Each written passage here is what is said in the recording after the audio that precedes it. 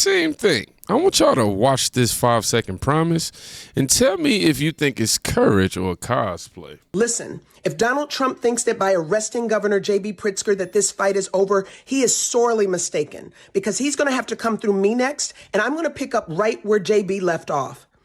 Illinois stands united in fighting back against Donald Trump's power grab. Okay. Come through me. Oh, that's a movie line. Now, here's the part the movie skips. The people actually doing the job. Listen to Tom Homan lay it out.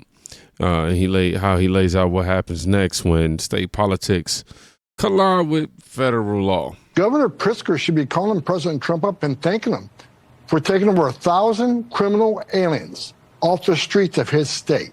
The same President Trump did in Los Angeles, the same he did in Washington, D.C., the same we're doing in other cities. We're there to make the city safer. And you think Governor Pritzker and the Mayor Johnson, their number one responsibility is protection of communities. Remove public safety threats from the public.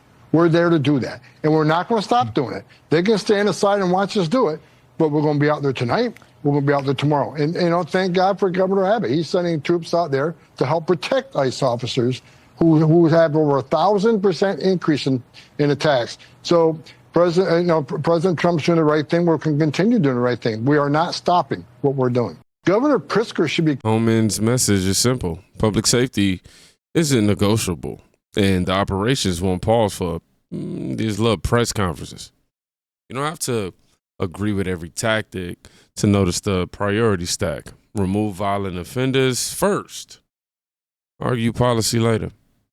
If Illinois leaders think that the answer is symbolic blocks, they're about to meet real-world friction. Governor Pritzker responded to Trump. Trump posted, I'm putting it on the big screen. Let me get y'all right. Trump posted, Chicago mayor should be in jail for failing to protect ICE officers. Governor Pritzker also. Governor Pritzker responded with, I will not back down. Trump is now calling for the arrest of elected representative, checking his power. What else is the left on the path to full-blown authoritarianism? I thought I read it. What else is the left? Oh, yeah, okay. What else is the left on the path to full-blown authoritarianism? Authoritarianism. Okay, I got it. He also said his mass agents already are grabbing people off the street, separating children from their parents, creating fear, taking people for how they look. Wow. Calling every federal enforcement, action authoritarian is lazy language that erases the difference between oversight and, let's say, obstruction. If your policy created conditions where ICE agents were boxed in, or they were doxxed or attacked, leadership means owning the fallout, not shifting the vocabulary. Checks and balances don't end where your talking point begins. It should be clear to all of Let me say this before I play it, because now this is the part that raises the stakes, okay? The funding question. Trump says the feds have critical information on who's bankrolling the agitators. Now, if that's true, it's shown, this moves from narrative war to evidence war. Yeah. It should be clear to all Americans that we have a very serious left-wing terror threat in our country. Radicals associated with the domestic terror group Antifa that you've heard a lot about lately, and I've heard a lot about them for 10 years. And other far-left extremists have been carrying out a campaign of violence against ICE agents and other officials charged with enforcing federal law. In Chicago, anarchists have surveilled at least 4 local ICE facilities and posted diagrams of the buildings online, meaning nothing but bad, accompanied by photos of specific ICE agents that they're targeting, one in particular who's a top person and a great patriot. In July, approximately a dozen Antifa-aligned militants stormed the ICE facility in Texas and then lured officers out of the building before firing dozens of rounds at police. They were crazy, frankly, shooting one Texas officer in the neck. And in Portland, Oregon, Antifa thugs have repeatedly attacked our officers and laid siege to federal property in an attempt to violently stop the execution of federal law. Everything we're doing is very lawful. What they're doing is not lawful. And what the governor and the mayor of, as an example, you could say of Portland, and you can say certainly of Chicago, it's not lawful what they're doing. They have to be very careful. In addition, 2 weeks ago, a radical left terrorist in Dallas conducted a sniper attack on a local ICE facility, killing 2 people and leaving behind a note that read, "Hopefully this will give ICE agents some real terror." That's bad. This attack came the very same month that Charlie Kirk was assassinated by a far-left extremist who inscribed the words, "Hey, fascist, catch," meaning catch the bullet, onto the bullet shelf itself. The epidemic of left-wing violence and Antifa-inspired terror has been escalating for nearly a decade. At universities, Antifa has organized riotous mobs to attack campus speakers. I see it all the time. And these are agitators, anarchists, and they're paid. And you'll find that out. You'll be finding it out very soon. You should see what we have on these people. These are bad people. These are people that want to destroy our country. We're not going to let it happen.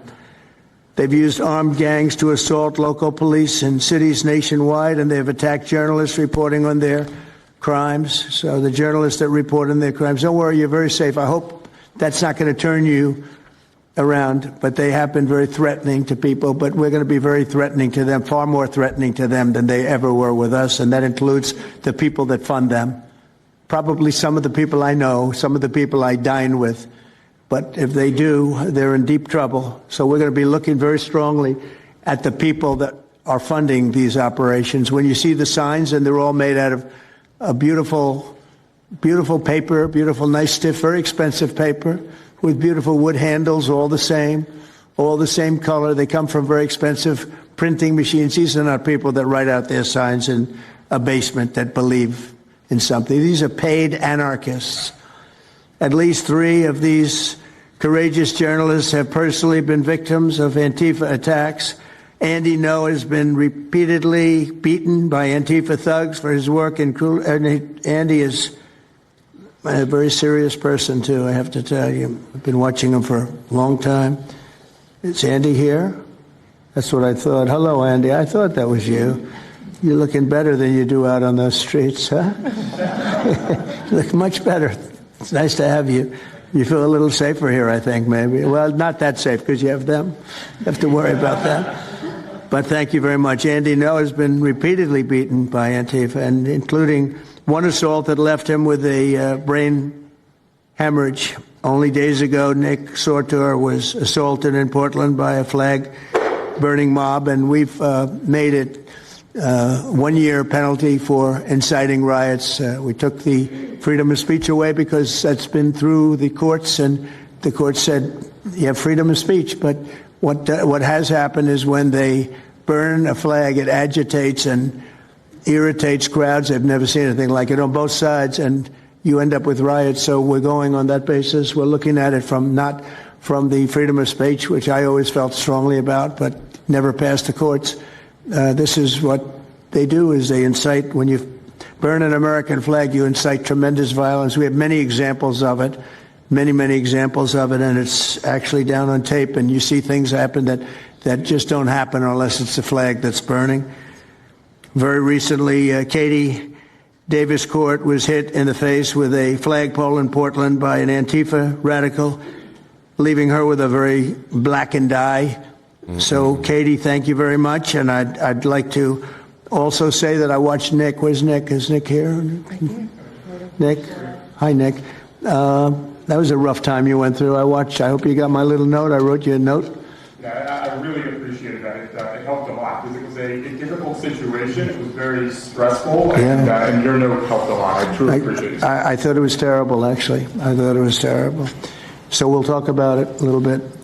Under the last administration, the Department of Justice targeted faithful Catholics, Christians, and patriotic parents as domestic. I'm tired of people talking about Trump don't care about his people, man. Christians, and patriotic parents as domestic extremists. They said, oh, they're extreme because they believe in God. They're extreme because they go to Catholic church, or evangelicals, where everybody was under the gun. Unless you were a really bad, sick person, then they left you alone. Under the Trump administration, we're going after Antifa criminals, and all who fund and support their campaigns are. If receipts drop, paper trails, coordinated materials, payments, then the conversation shifts from protest rights to criminal coordination. And that's where the RICO talks get put in. That's where it gets put into play. That's where it gets real. And, you know, my line is consistent. Protect the peace, debate policy hard, and the minute you organize violence to target officers, you're choosing consequences. Back to the governor's chest thump, though. Come through me. Fine, let's hear it clean. You know as well as I do, the President of the United States in the last 24 hours called for you to be imprisoned. I want to give you an opportunity. We've seen your reaction on social media, but I want to hear what you have to say back to the President of the United States. Well, let's start with the idea that this is a convicted felon. I mean, think about that, who is threatening to jail me. I got to say, this guy's unhinged. He's insecure. He's a wannabe dictator. And there's one thing I really want to say to Donald Trump. If you come for my people, you come through me. So come and get me. You know as well as I do, the President of the United States. These people are hilarious. Excuse me. I opened up my phone there. Okay. But here's my verdict. If you truly stand with your people, protect them from the chaos your policies incentivize. Don't romanticize confrontation while agents are being ambushed and families in high crime areas are paying the bill for political theater. Enforce the law, fix the policy, and stop pretending accountability is tyranny. Man, I'll tell you what, welcome to Team Thing, because we don't sell felons. We test the claims. And if the feds drop funding receipts, I'll cover them line by line. If they don't, I'll say that too. Either way, the standard is the same. Truth over tribe. Safety over slogans. If you made it to the end of this video, stop pretending.